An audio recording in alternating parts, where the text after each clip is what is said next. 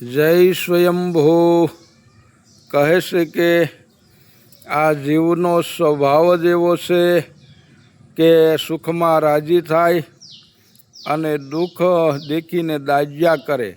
એ રીતે હું પણ મારી મનોવૃત્તિથી સુખ દુઃખના ઘાટ ઘડી રહ્યો હતો, પણ ગુરુ મહારાજે એવી તો દયા કરીને કે સુખ દુઃખના ભેદને જ તોડી નાખ્યા. મારા વાલા, ગુરુ કૃપાથી શબ્દ સ્વરૂપનું જ્ઞાન થતાં શૂન્યમાં પહોંચી અનુભવ કર્યો અને શ્વાસોશ્વાસની યોગયુક્તિ જાણી ત્યારે મનનું સારી રીતે સમાધાન થયું.